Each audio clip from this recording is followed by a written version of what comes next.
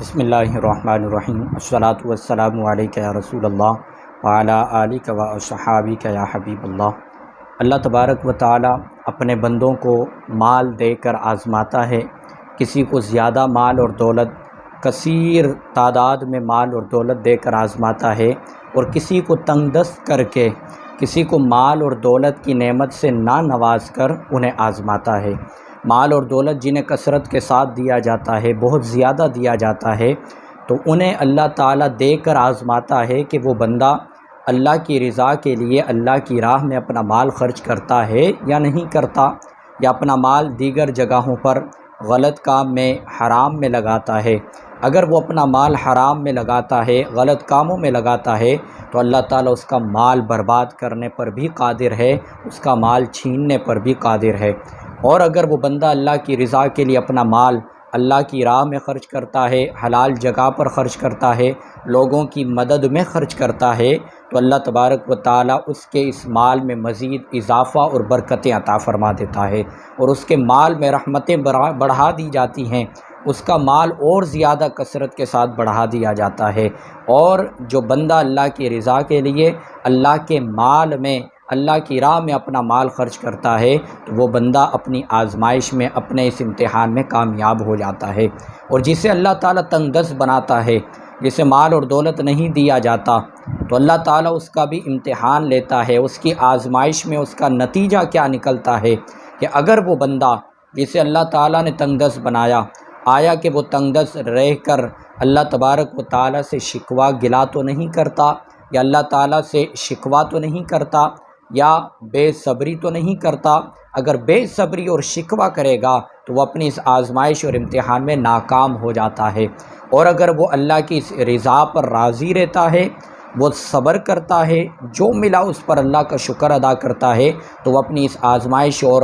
امتحان میں کامیاب ہو جاتا ہے۔ تو یہ اللہ تبارک و تعالیٰ بندے کو دے کر بھی آزماتا ہے، لے کر بھی آزماتا ہے، امیر بنا کر بھی آزماتا ہے، غریب بنا کر بھی آزماتا ہے، مال اور دولت کی کثرت دے کر بھی آزماتا ہے، اور تنگ دست بنا کر بھی آزماتا ہے۔ اور حضور علیہ الصلاۃ والسلام کی حدیث مبارکہ حضرت ابو ہریرہ رضی اللہ عنہ روایت کرتے ہیں کہ آپ علیہ الصلاۃ والسلام نے ارشاد فرمایا کہ فرشتے دو طرح کے ہوتے ہیں، کہ جو صبح کے وقت دو فرشتے ہوتے ہیں، ایک فرشتہ اللہ تبارک و تعالیٰ کی بارگاہ میں دعا کرتا ہے اس شخص کے لیے کہ جو اللہ کی رضا کے لیے اللہ کی راہ میں اپنا مال خرچ کرتا ہے۔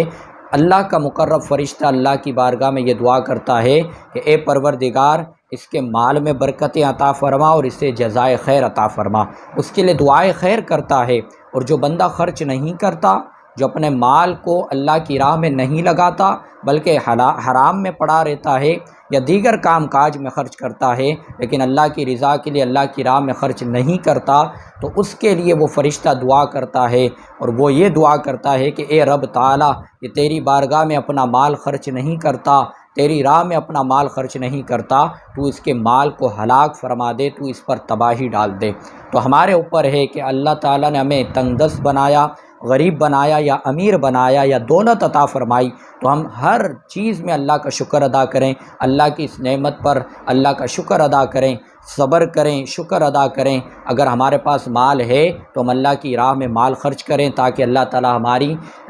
مال میں اور زیادہ برکتیں عطا فرمائے گا، اور اس نعمت میں برکتیں عطا فرمائے گا۔ اور اگر ہمیں تنگ دست بنایا گیا اور ہمیں اللہ تعالیٰ کی طرف سے یہی رضا ہے کہ ہم تنگ دست ہیں، غریب ہیں، ہمارے پاس مال موجود نہیں ہے، تو اللہ تبارک و تعالیٰ کی آزمائش اور اللہ تبارک و تعالیٰ کی طرف سے جو ہمیں غریبی دی گئی یا مال نہ دیا گیا، تو اس پر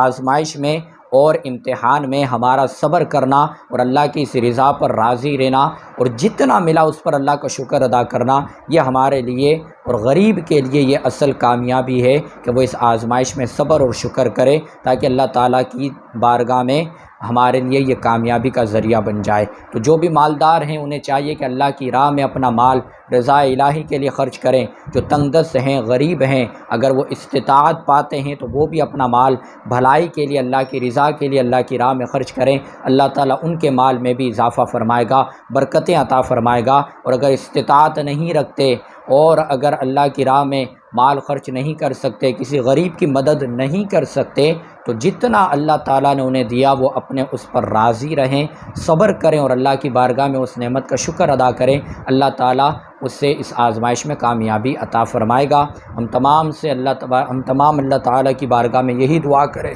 کہ اللہ تعالیٰ ہم تمام کو مال اور دولت کی کثرت عطا فرمائے، اور ہم تمام کو اللہ کی راہ میں زیادہ سے زیادہ اپنا مال خرچ کرنے کی توفیق عطا فرمائے، اور جو بھی اللہ تعالیٰ نے ہمیں نعمت عطا فرمائی اس پر شکر ادا کرنے کی توفیق عطا فرمائے، اور رضا الہی کے ساتھ حلال کاموں میں اس سے خرچ کرنے کی توفیق عطا فرمائے۔